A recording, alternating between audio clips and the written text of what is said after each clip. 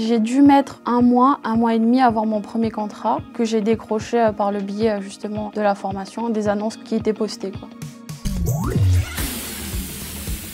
Moi, c'est Jennifer, j'ai 24 ans. Je viens de la Nouvelle-Calédonie.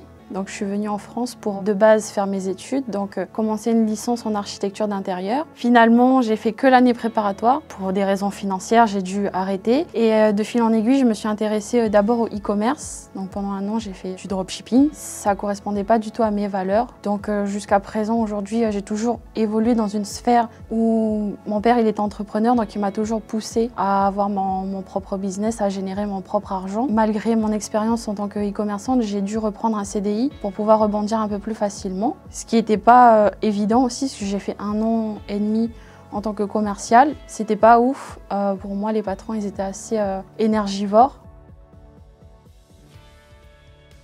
En fait, j'étais déjà sur Insta. Je connaissais déjà Justine depuis 2 ans, je pense, maintenant. Au départ, je m'intéressais à elle juste pour son lifestyle et tout. Je voyais ses voyages un peu partout dans le monde. Et je me disais, ouais, en fait, c'est ça que je veux. Voyager, aider les gens et tout. Sa phrase de « tu veux pouvoir voyager et travailler sur ton téléphone », ça m'a tout de suite percuté. Je me suis dit, bon, bah écoute, je vais voir ce qu'elle fait, celle-là. Je vais tenter le coup et c'est comme ça, je suis devenue community manager. Je suis rentrée dans la formation en août dernier, suite justement aux stories qu'elle postait. J'ai pris directement un call découverte. La semaine qui a suivi, j'ai acheté la formation et je me suis lancée. Donc ça va faire 1 an cette année. J'ai dû mettre un mois et demi à avoir mon premier contrat que j'ai décroché par le biais justement de la formation, des annonces qui étaient postées, quoi. C'était de base pour du community management, juste pour tout ce qui était gestion de poste et gestion des stories à la base. Au fur et à mesure, j'ai eu d'autres clients que j'ai trouvés notamment via Insta et aussi via LinkedIn.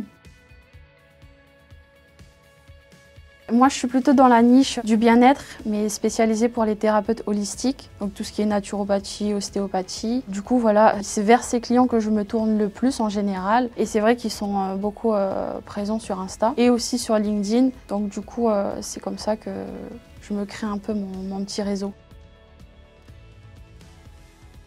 Avant la formation, déjà, j'avais moins confiance en moi. J'osais pas prendre la parole en public, me montrer tout simplement, que ce soit en story ou dans mes posts. Ça m'a permis de prendre confiance en mes capacités. Et avant la formation, je savais pas trop vers quoi me tourner. Je savais que je voulais entreprendre quelque part, mais où, je savais pas. Donc ça m'a vraiment aidée aussi à ce niveau-là.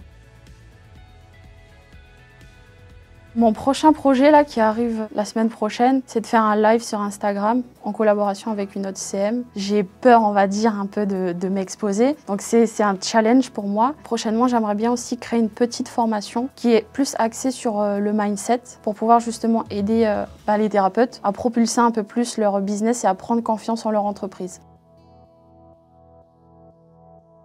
Ah, bah à fond. En vrai, je recommande à toutes les personnes qui veulent se lancer, que ce soit les hommes ou les femmes, à tester et à voir si ça leur convient. Au pire des cas, ils auront appris quelque chose. De ne pas hésiter en vrai. C'est vrai que ça fait peur de se lancer puisque c'est l'inconnu. Tu sais pas qu'est-ce qui va t'arriver et tout. Mais en vrai, si tu tentes pas, tu peux pas savoir les opportunités qui se cachent derrière. Et que ça peut être des belles opportunités justement.